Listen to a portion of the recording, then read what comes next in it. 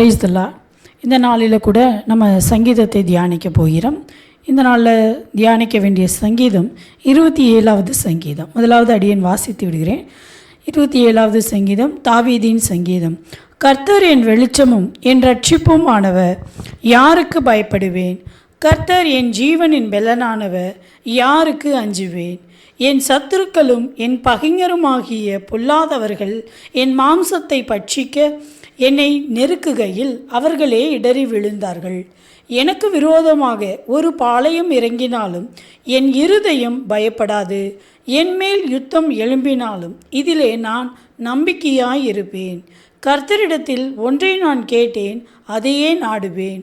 நான் கர்த்தருடைய மகிமையை பார்க்கும்படியாகவும் அவருடைய ஆலயத்தில் ஆராய்ச்சி செய்யும்படியாகவும் நான் என் ஜீவனுள்ள நாளெல்லாம் கர்த்தருடைய ஆலயத்தில் தங்கியிருப்பதையே நாடுவேன். தீங்கு நாளில் அவர் என்னை தம்முடைய கூடாரத்தில் மறைத்து என்னை தமது கூடார மறைவிலே ஒளித்து வைத்து என்னை கண்மலையின் மேல் உயர்த்துவார். இப்பொழுது என் தலை என்னை சுற்றிலும் இருக்கிற என் சத்துருக்களுக்கு மேலாக உயர்த்தப்படும். அது நிமித்தம் அவருடைய கூடாரத்திலே நான் ஆனந்த பலிகளை இட்டு கர்த்தரை பாடி அவரை கீர்த்தனம் பண்ணுவேன். கர்த்தாவே, நான் கூப்பிடுகிற சத்தத்தை நீர் கேட்டு எனக்கு இறங்கி எனக்கு உத்தரவு அருளி செய்யும். என் முகத்தை தேடுங்கள் என்று சொன்னீரே, உம்முடைய முகத்தையே தேடுவேன் கர்த்தாவே என்று என் இருதயம் உம்மிடத்தில் சொல்லிற்று. உம்முது முகத்தை எனக்கு மறையாதேயும். நீர் கோபத்துடன் உமது அடியேனை விலக்கி போடாதேயும். நீரே எனக்கு சகாயர், என் ரட்சிப்பின் தேவனே. என்னை நெகிழ விடாமலும் என்னை கைவிடாமலும் இரும். என் தகப்பனும் என் தாயும் என்னை கைவிட்டாலும் கர்த்தர் என்னை சேர்த்து கொள்வார். கர்த்தாவே, உமது வழியை எனக்கு போதித்து என் எதிராளிகளின் நிமித்தம் செவ்வையான பாதையில் என்னை நடத்தும். என் சத்துருக்களின் இஷ்டத்துக்கு என்னை ஒப்புக்கொடாதேயும். பொய்சாட்சிகளும் ஆக்கிரமித்து சீறுகிறவர்களும் எனக்கு விரோதமாய் எழும்பியிருக்கிறார்கள். நானோ ஜீவனுள்ளோர் தேசத்திலே கர்த்தருடைய நன்மையை காண்பேன் என்று விசுவாசியாதிருந்தால் கெட்டுப்போயிருப்பேன். கர்த்தருக்கு காத்திரு, அவர் உன் இருதயத்தை ஸ்திரப்படுத்துவார். திடமனதாய் இருந்து கர்த்தருக்கே காத்திரு. ஆமேன். இந்த நாளில் நம்ம இந்த சங்கீதத்தை தியானிக்க போகிறோம். பாருங்கள், இப்போ இந்த சங்கீதம் இதற்கு தாவீதின் சங்கீதம் என்று அந்த அடைப்புக்குறியில் கொடுக்கப்பட்டிருக்கு. நாம் இந்த சங்கீதத்திற்கு ஒரு பெயர் கொடுத்தா, the Lord is my light and my salvation. அதாவது கர்த்தர் என்னுடைய வெளிச்சமானவர், எனக்கு ரட்சிப்புமானவர் என்று சொல்லி நாம் அதற்கு ஒரு பெயர் கொடுக்கலாம். பாருங்கள், தாவீது தன்னுடைய வாழ்க்கையில் கர்த்தரை தனக்கு வெளிச்சமாக வைத்திருக்கிறார், தனக்கு ரட்சிப்பாக வைத்திருக்கிறார் என்று பார்க்கிறோம். பாருங்கள், வெளிச்சம் இல்லாதவங்க என்ன பண்ணுவாங்க? இருளிலே இருப்பாங்க. அப்போ இருளில் இருக்கிறவங்கனால எந்த ஒரு வேலைகளையும் சரியாக செய்ய முடியாது. ஒரு வேளை நம்ம நடந்து போகிற பாதையில் இருளில் இருந்தால் நம்ம என்ன பண்ணிடுவோம்? தவறி கீழே விழுந்துருவோம், குழியில் விழுந்துருவோம். அநேக ஆபத்துகள் நமக்கு சுற்றிலும் இருக்கும். இதுவே அந்த இடத்துல வெளிச்சம் இருந்தால் நம்மளால் என்ன பண்ண முடியும்? பயம் இல்லாமல் கடந்து போக முடியும். பாருங்கள், அதை தான் தாவீது இங்கே சொல்கிறாரு. கர்த்தரின் வெளிச்சமும் என் ரட்சிப்புமானவர், யாருக்கு பயப்படுவேன்? கர்த்தர் என் ஜீவனின் பெலனானவர், யாருக்கு அஞ்சுவேன்? அப்போ கர்த்தரே நமக்கு வெளிச்சமாக இருந்தார்னா நாம் யாருக்கு பயப்படணும்? யாருக்குமே பயப்பட வேண்டாம். ஏன்னா அவர் நமக்கு முன்பாக வெளிச்சமாக இருக்கிறார், பிரகாசிக்கிறார். அவர் நமக்கு வெளிச்சம் கொடுக்குற போது நம்மளால் என்ன பண்ண முடியாது? தவறு, இருளை நம்ம பற்றி கொள்ள முடியாது, இருளை நம்ம தேர்ந்தெடுக்க முடியாது. ஏன்னா வெளிச்சம் நம்மிடத்தில் இருக்கிறது. அவரே நமக்கு ரட்சிப்புமானவர், நம்மை ரட்சித்தவர் கர்த்தர். அவர் நமக்கு ரட்சிப்பாக இருக்கிற பட்சத்தில் நம்மளால் என்ன பண்ண முடியாது? அந்த ரட்சிப்பிலிருந்து வெளியே வர முடியாது. ரட்சிப்பில்லாதவர்கள் செய்கிற பல துன்மார்க்க காரியங்களை நம்மளால் செய்ய முடியாது. மாமிசத்தில் ஒருவேளை நம்ம செய்தாலும் கூட உடனே நம்முடைய ஆத்துமா நம்மை உணர்த்தும், நீ செய்கிறது தவறு, இது கர்த்தருக்கு பிரியமில்லாத காரியம் அப்படின்னு சொல்லி நம்முடைய ஆத்துமா நமக்கு உணர்வு கொடுக்கும். அப்போ நம்ம என்ன பண்ணுவோம்? உடனே கர்த்தருடைய சமூகத்தில் அதை ஒப்பு கொடுப்போம். நம்ம அதுக்காக அதுக்காக மன்னிப்பு கேட்போம், ஜெபிப்போம், அந்த காரியங்கள் என்னை விட்டு எடுத்து போடுங்க ஏசப்பா என்று கேட்போம். எத்தனை பேருக்கு அந்த அனுபவம் இருக்குதுன்னு எனக்கு தெரியாது. பட் ஆனால் சில நேரங்களில் நம்மை மீறி செய்கிற காரியங்கள் இது கர்த்தருக்கு பிரியமில்லைன்னு எப்பொழுது நமக்கு தெரியுதோ அப்பொழுது நாம் என்ன பண்ணுவோம், ஜெபங்களிலே அவைகளை சொல்லி நம்மை தாழ்த்தி கர்த்தருடைய சமூகத்தில் ஒப்பு கொடுத்து மீண்டுமாய் அந்த ரட்சிப்பை நம்ம கர்த்தரிடத்திலிருந்து பெற்றுக்கொள்ளுவோம். பாருங்க, இந்த 1 3 வசனங்கள் வரைக்கும் என்ன சொல்கிறாருன்னா, கர்த்தர் தன்னை பாதுகாக்கிறவர் என்பதை தாவீது நம்பிக்கையாக நல்ல கான்ஃபிடெண்ட்டாக இருக்கார். என்ன கான்ஃபிடென்ட் அவருக்குள்ளே இருக்குன்னா, கர்த்தர் என்னை பாதுகாக்கிறவர். பாருங்க, என் சத்துருக்களும் என் பகைஞரும் ஆகிய பொல்லாதவர்கள் என் மாம்சத்தை பட்சிக்க என்னை நெருக்குகையில் அவரே இடறி விழுந்தார்கள். பாருங்கள், அவருக்கு என்ன கான்ஃபிடென்ட் பாருங்கள். என்னை பட்சிக்க வருகிறவங்க, என் பக்கத்தில் வருகிறவங்க, என்னை நெருக்குகிறவங்க அவங்களே விழுந்துட்டாங்க அப்படிங்கிற அந்த கான்ஃபிடென்ட்டு தாவீதுக்கு இருக்குது. எனக்கு விரோதமாக ஒரு பாளையம் இறங்கினாலும் என் இருதயம் பயப்படாது, என் மேல் யுத்தம் எழும்பினாலும் இதிலே நான் நம்பிக்கையாக இருப்பேன். எதில் நம்பிக்கையாக இருப்பார்? கர்த்தர் என் வெளிச்சமும் என் ரட்சிப்புமானவர், நான் யாருக்கு பயப்படுவேன்? அதில் அவர் எப்படி இருக்கார்? திட நம்பிக்கையாக இருக்கிறாரு. என்ன நம்பிக்கை? அவரை சுற்றி இருக்கிறவங்க அவர் மேலே எழும்பி வராங்க. ஒரு பாளையமாக, ஒரு பெரிய சேனையாக அவரை எதிர்க்க எழும்பி வந்தாலும் நான் பயப்பட மாட்டேன் அப்படிங்கிறதுல அவர் தெளிவாக இருக்கார். என் மேலே ஒரு யுத்தமே எழும்பினாலும், இராணுவம் மொத்தம் எழும்பினாலும் நான் என்ன பண்ண மாட்டேன், கர்த்தர் மேலே நம்பிக்கையாக இருப்பேன், நான் பயப்பட மாட்டேன் அப்படின்னு சொல்கிறாரு. இந்த 1-3 வசனங்கள் தாவீது கர்த்தர் மேலே அசைக்க முடியாத நம்பிக்கையை காட்டுகிறது. கர்த்தர் தனக்கு என்ன செய்வார் என்பது அவர் உறுதியாக இருக்கிறாரு. பாருங்கள், 4வது வசனத்திலிருந்து 6வது வசனம் வரைக்கும் அவருடைய பிரசன்னத்தை எதிர்பார்க்கிறார். அவருடைய கர்த்தருடைய பிரசன்ஸ், அதாவது அவருடைய பிரசன்னமாகுதல், அவர் தனக்குள்ளே இருப்பதை அவர் எதிர்பார்க்கிறார். பாருங்க, கர்த்தரிடத்தில் ஒன்றே நான் கேட்டேன், அதையே நாடுவேன். நான் கர்த்தருடைய மகிமையை பார்க்கும்படியாகவும் அவருடைய ஆலயத்தில் ஆராய்ச்சி செய்யும்படியாகவும் நான் என் ஜீவனுள்ள நாளெல்லாம் கர்த்தருடைய ஆலயத்தில் தங்கி இருப்பதையே நாடுவேன். ஏன் கர்த்தருடைய ஆலயத்தில் தங்கியிருக்காருன்னா, கர்த்தரை தேடுகிறவராக இருக்கிறாரு. கர்த்தரை தேடுகிறாரு, அவருடைய பிரசன்னத்தை தேடுகிறாரு. அவர் தனக்குள்ளே இருக்கிறதை அவர் உணர்கிறாரு. கர்த்தருடைய வேலைகளையே செய்வதிலே அவர் எப்படி இருக்காரு? உற்சாகமாக இருக்கிறாரு. ஒரு மனுஷனுக்குள்ள கர்த்தருடைய ஆவி இல்லைன்னா அவரால் கர்த்தரை தேட முடியாது, அவரை தொழுது கொள்ள முடியாது, அவரை பற்றி நினைக்க முடியாது, அவரை சிந்திக்க முடியாது, அவரை குறித்து பாட முடியாது, புகழ முடியாது. ஏன்னா அவருடைய ஆவி அவருக்குள்ளே இல்லை. ஒரு வேளை கர்த்தருடைய ஆவி ஒரு மனுஷனுக்குள்ளே இருந்தால் அவரால் என்ன பண்ணாமல் இருக்க முடியாது? கர்த்தரை பாடாமல் இருக்க முடியாது, துதிக்காமல் இருக்க முடியாது, அவரை பற்றி 4 பேருக்கு சொல்லாமல் இருக்க முடியாது. ஏன்னா கர்த்தருடைய ஆவி அவருக்குள்ளே இருக்கு. அப்போ பாருங்க, தாவீதுக்குள்ளே கர்த்தருடைய ஆவி அவர் எப்போதும் தேடிக்கொண்டே இருக்கிறபடினால அவர் என்ன சொல்றாரு? நான் கர்த்தர்கிட்ட கேட்டேன், அதையே நான் நாடுவேன். இன்னைக்கு ஒன்று கேட்டுட்டு மறுபடியும் நாளைக்கு இன்னொன்று கேட்குற அந்த எண்ணம் தாவீதுக்கு இல்லை. அவர் ஒன்றைத்தான் கேட்டார், அதையே தான் நாடுவார். நாம் பாருங்கள், இந்த நாளில் நம்ம கர்த்தரிடத்துல தினமும் ஒரு காரியங்கள் கேட்குறோம். ஏதாவது ஒரு காரியத்தை நம்ம ரொம்ப நாளாக டீப்பாக இது நடக்கணும், இது உங்களுடைய சித்தமாக இருந்தால் இது நடக்கணும், நீங்கள் எனக்கு வாக்குத்தத்தம் கொடுத்துருக்கீங்கன்னு அதை பற்றி கொண்டு இருக்கிறோமா? கொஞ்ச நாள் பிடிச்சிட்டு இருப்போம், கொஞ்ச நாள் அந்த காரியத்துக்காக நான் ஜெபம் பண்ணிகிட்டு இருப்போம். அப்புறம் அந்த காரியம் நடக்கலை அப்படின்னு நம்ம என்ன பண்ணிடுவோம்? அதை விட்டுடுவோம், அடுத்த காரியத்துக்கு நம்ம தாவிடுவோம். ஆனால் இது பாருங்க என்ன சொல்றாரு? கர்த்தரிடத்தில் ஒன்றை நான் கேட்டேன், அதையே நாடுவேன். கர்த்தருடைய மகிமையை நான் பார்க்கும்படியாகவும் அவருடைய ஆலயத்தில் ஆராய்ச்சி செய்யும்படியாகவும் என் ஜீவனுள்ள நாளெல்லாம் கர்த்தருடைய ஆலயத்தில் தங்கியிருப்பதே அவர் நாடுறாரு. எதுக்கு அவருடைய ஆலயத்திலேயே அவர் தங்கியிருக்கணும் விரும்புகிறாருன்னா, கர்த்தருடைய மகிமையை பார்க்கணும், அந்த பிரசன்னத்தை உணரணும், அவருடைய நிலைப்பாட்டை அவர் உணர்ந்து கொள்ளணும்னு சொல்லிட்டு தான் அவர் என்ன பண்ணுறாரு? ஆலயத்தில் ஆராய்ச்சி செய்கிறாரு, ஆலயத்திலேயே தங்கி இருக்கிறதையே விரும்புகிறாரு. அவர் கர்த்தரை விட்டு ஒரு இன்ச் அப்படி நவுறதுக்கு கூட அவருக்கு என்ன இல்லை? விருப்பம் இல்லை. தீங்கு நாளில் அவர் என்னை தம்முடைய கூடாரத்தில் மறைத்து என்னை தமது கூடார மறைவிலே ஒளித்து வைத்து என்னை கண்மலையின் மேல் உயர்த்துவார். பாருங்க, கர்த்தர் என்ன பண்ணுறாரா? தீங்கு நாளில் தாவீதை அவருடைய கூடாரத்தில் அவருக்குள்ள மறைத்து வைத்து, கூடார மறைவில் மறைத்து வைத்து, ஒரு காலம் வருகிற போது, எந்த நாளில் அவருக்குன்னு அந்த காலங்கள் ஆயத்தப்பட்டிருக்கோ அந்த காலத்தில் அவர் என்ன பண்ணுறாரு, கண்மலையின் மேலே உயர்த்துகிற தேவனாக இருக்கிறார். அமைதிப்படுத்துவார். கொஞ்ச நாள் நீ அமைதியாரு, உனக்கு காலம் இன்னும் வரலை அப்படின்னு சொல்லி என்ன பண்ணுவார், தன் கூடார மறைவில் எல்லா தீங்குக்கும் விலக்கி அவர் என்ன பண்ணுவார், காப்பாற்றுவார், பாதுகாப்பார்.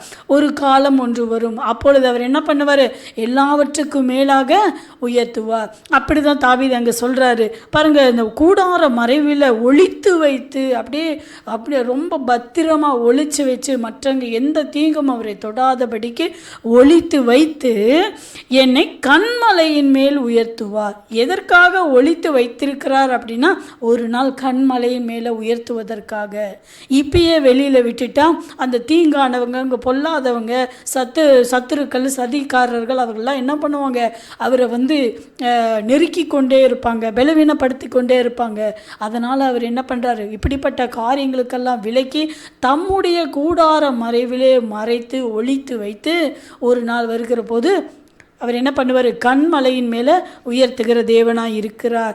இப்பொழுது என் தலையை என்னை சுற்றிலும் இருக்கிற என் சத்துருக்களுக்கு மேலாக உயர்த்தப்படும். இப்போ என்ன பண்ணுறாரா, அவரை சுற்றி இருக்கிறார், அதை நெருக்கிறாங்க இல்லையா, நம்ம 2வது வசனத்தில் பார்த்தோம் பார்த்தீங்களா, அவரை நெருக்கி வர்றாங்க பார்த்தீங்களா, அவர்களுக்கு மத்தியில் இப்போ கர்த்தர் என்ன பண்ணுறாரா, அவர்களுடைய தலைக்கு மேலாக உயர்த்துகிறார்.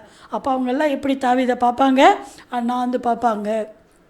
அந்த அளவுக்கு அவரை ஸ்தானத்தில் உயர்த்தி வைத்திருக்கிறார் பாருங்க. இப்பொழுது என் சத்துருக்களுக்கு மேலாக என் உயர்த்தப்படும். அதன் நிமித்தம் அவருடைய கூடாரத்தில் நான் ஆனந்த பலிகளை இட்டு கர்த்தரை பாடி அவரை கீர்த்தனம் பண்ணுவேன். இப்பொழுது அவர் அப்படி உயர்த்தினதுனால தாவீது என்ன பண்ணுகிறாரு, கர்த்தருடைய கூடாரத்தில் ஆனந்த பலிகளை விடுகிறாரு. அந்த ஆனந்த பலிகள் என்ன, அவர் ஆடு மாடுகளை எல்லாம் பலியிடுறாரா, அது ஒரு காலம் இருந்தாலும் தன் துதியின் பலிகளினால கர்த்தரை என்ன பண்ணுகிறாரு, மகிமைப்படுத்தி கொண்டே இருக்கிறார். ஆனந்த சத்தமாய், கம்பீர சத்தமாய் அவரை துதித்து பாடி மகிழ்ந்து பலிகளை செலுத்தி கொண்டிருக்கிறார், அவரை கீர்த்தனம் பண்ணி கொண்டிருக்கிறார். இதுதான் கர்த்தருக்கு பிரியம். வசனங்கள் அப்படித்தானே சொல்லப்பட்டிருக்குது பாருங்க. அடுத்ததாக, கர்த்தாவே நான் கூப்பிடுகிற சத்தத்தை நீர் கேட்டு எனக்கு இறங்கி எனக்கு உத்தரவு அருளி செய்யும். இந்த 7வது வசனத்திலிருந்து 12வது வசனம் வரைக்கும் பாருங்க, ஒரு நேர்மையான விண்ணப்பங்களை ஏறெடுக்கிறார். கர்த்தர்கிட்ட தாவீது ப்ளீஸ் பண்ணுறாரு, கெஞ்சி கேட்குறாரு, அவர்கிட்ட தாழ்மையாக விண்ணப்பங்களை வைக்கிறார், ஒரு நேர்மையான விண்ணப்பங்களை வைக்கிறாரு பாருங்க. கர்த்தாவே நான் கூப்பிடுகிற சத்தத்தை நீர் கேட்டு எனக்கு இறங்கி எனக்கு உத்தரவு அருளி செய்யும். நான் கூப்பிடுறப்ப நீங்கள் என்ன பண்ணுங்க, என் சத்தத்தை கேளுங்க, என் சத்தத்தை கேட்டு நீங்கள் என்ன பண்ணுங்க, எனக்கு இறங்குங்க, எனக்கு இறங்கி எனக்கு உத்தரவு கொடுங்க, எனக்கு பதில் கொடுங்க அப்படின்னு கேட்குறாரு. என் முகத்தை தேடுங்கள் என்று சொன்னீரே, நீங்கள் சொல்லியிருக்கீங்கள, என் முகத்தை தேடுங்கள் என்று சொல்லியிருக்கீங்கள அப்படின்னு சொல்லிட்டு, உம்முடைய முகத்தையே தேடுவேன் கர்த்தாவே, நீங்கள் சொல்லியிருக்கீங்க, அதை நான் அப்படியே ஃபாலோ பண்ணுறேன், நீங்கள் தேடுன்னு சொல்லியிருக்கீங்கள, நான் உம்முடைய முகத்தையே தேடுகிறேன் என்று என் இருதயம் உம்மிடத்திலே சொல்லிட்டு, நீங்கள் தான் என்னை தேட சொன்னீங்க, அதனால் நான் உம்முடைய முகத்தை தேடுறேன்னு சொல்லி என் இருதயம் கர்த்தர்கிட்ட சொல்லிச்சான் அப்படின்னு தாவீது சொல்கிறாரு. உமது முகத்தை எனக்கு மறையாதேயும், நீர் கோபத்துடன் உமது அடியேனை விலக்கி போடாதேயும், நீரே எனக்கு சகாய, என் ரட்சிப்பின் தேவனே, என்னை நெகிழ விடாமலும் என்னை கைவிடாமலும் இரும். பாருங்க, உங்கள் முகத்தை எனக்கு ஒரு பொழுது கூட மறைச்சிடாதீங்க, என்னை விட்டு விலக்கி போட்டுறாதீங்க, என்னை நெகிழ விடாதீங்கன்னா என்ன அர்த்தம்னா, நான் சோர்ந்து பண்ணேன், அப்படியே நெகிழ்ந்து போயிடணும், ஒன்றுமே கிடைக்கல அப்படின்னா நான் அப்படியே சோர்ந்து போயிடும் பார்த்தீங்களா, அந்த மாதிரி சோர்வு எனக்கு வந்துடக்கூடாது, என்னை விட்டுடாதீங்க, என்னை கைவிட்டுடாதீங்க அப்படின்னு சொல்லிட்டு அவர் என்ன பண்ணுறாரு, ப்ளீஸ் பண்ணுறாரு கர்த்தரை. என் தகப்பனும் என் தாயும் என்னை கைவிட்டாலும் கர்த்தர் என்னை சேர்த்து கொள்வார். இதை நம்ம நம்பவே முடியாது. ஒரு தகப்பனாகிலும் ஒரு தாயாகிலும் தன்னுடைய பிள்ளைங்களை கைவிடுவாங்களா? ஏதாவது ஒரு சில இடங்களிலே தான் நம்ம அப்படிப்பட்ட சூழ்நிலைகளை நம்ம பார்க்குறோம். ரீசெண்டாக நம்ம கேரளாவில் ஒரு குட்டி பையனை அவங்க தாயார் எவ்வளவு துன்பப்படுத்தினாங்க என்பதை நம்ம பார்த்த நியூஸ்லலாம் பார்த்துருப்போம். அதெல்லாம் ஏதாவது அந்த 100ல் 1 2 அப்படின்னு சொல்கிற பாருங்கள் அவங்க தான். ஆனால் ஒருபோதும் தாயானவங்களோ இல்லை தகப்பனானவங்களோ தன் பிள்ளைங்களுக்கு விரோதமாக தீங்கு ஒருபோதும் நினைக்க மாட்டாங்க, கைவிட்டுட மாட்டாங்க. ஒருவேளை அவர்களே விடுகிற சூழ்நிலைகள் கூட வந்தாலும், அவர்களே அப்படி விடுகிற சூழ்நிலைகள், நம்மை துன்பப்படுத்துகிற சூழ்நிலைகளே வந்தாலும் கூட அவர் என்ன சொல்கிறாரு? கர்த்தர் என்னை சேர்த்து கொள்வார். என் தகப்பனும் என்னை பெற்ற என் தாயாகட்டும் என் தகப்பனாகட்டும் அவங்களே என்னை கைவிடுகிற சூழ்நிலை வந்தாலும் கர்த்தர் என்ன பண்ண மாட்டார்? என்னை கைவிட மாட்டார், என்னை சேர்த்து கொள்வார் என்கிற அந்த நம்பிக்கை அவருக்கு அந்த அளவுக்கு ஒரு கான்ஃபிடென்ட்டான நம்பிக்கை இருக்குது பாருங்கள். கர்த்தாவே, உமது வழியை எனக்கு போதித்து என் எதிராளிகளின் நிமித்தம் செவ்வையான பாதையில் என்னை நடத்தும். நீங்கள் எனக்கு நல்ல வழியை போதித்தரலுங்க. நானாக வழியை தேர்ந்தெடுத்து போனேன்னா அந்த வழி செவ்வையான வழியாக இருக்காது. அதனால் எனக்கு என்ன வழி சரியாக இருக்கும் என்று நீங்கள் அறிந்து அந்த வழியில் என்னை நடத்துங்க, என்னை போதித்து கொள்ளுங்க, என்னை நடத்துங்க. அந்த வழி தான் எனக்கு செவ்வையான வழி அப்படின்னு சொல்கிறாரு. என் சத்துருக்களின் இஷ்டத்துக்கு என்னை ஒப்புக்கூடாதேயும். என் சத்துருக்கள் இஷ்டங்கள் ரொம்ப பெருகி இருக்கு, அவங்க விருப்பங்கள்லாம் ஜாஸ்தியாக இருக்குது. தாவீதை இப்படி பண்ணிடணும், அப்படி பண்ணிடணும், நெருக்கிடணும், அவனை இல்லாமல் பண்ணிடணும் சொல்லி அநேகர் விரும்பி கொண்டு இருக்கிறாங்க. அவர்களுடைய விருப்பங்களுக்கு என்ன ஒப்பு கொடுத்துறாதீங்க. பொய் சாட்சிகளும் ஆக்கிரமித்து சீறுகிறவர்களும் எனக்கு விரோதமாய் எழும்பி இருக்கிறாங்க. பொய் சாட்சி, தாவீதுக்கு விரோதமாக பொய் சாட்சி சொல்லுகிறவங்க இருக்கிறாங்க. ஆக்கிரமித்து சீறுகிறவர்களாம் பாருங்கள், எந்த அளவுக்கு அவருக்கு விரோதமாக அந்த காலங்களில் அந்த ஜனங்கள் இருந்திருக்கிறாங்க, அவருக்கு விரோதமானவங்க எழும்பி இருக்கிறாங்க. அப்படிப்பட்டவங்களுக்கெல்லாம் என்னை விலக்கி காத்து கொள்ளுங்க அப்படின்னு சொல்லிட்டு தாவீது சொல்லுகிறாரு. பாருங்கள், 13லிருந்து 14வது வசனம். அப்போ கர்த்தருக்கு காத்திருப்பதில்லை சொல்லுகிறாரு. கர்த்தருக்கு எப்படி காத்திருக்கணும் என்று பாருங்கள். நானும் இத்தனை காரியங்களையும் அவர் சொன்ன பின்பு கடைசியாக அவர் என்ன சொல்கிறாரு? நானும் ஜீவனுள்ளோர் தேசத்திலே கர்த்தருடைய நன்மையை காண்பேன் என்று விசுவாசியாது இருந்தால் கெட்டு போயிருப்பேன். ஒருவேளை ஜீவனுள்ளோர் தேசத்தில் நான் கர்த்தர் எனக்காக வைத்திருக்கிற நன்மையை காண்பேன் என்று நான் விசுவாசிக்காது இருந்தால் இந்நேரம் நான் என்ன பண்ணியிருப்பேன்?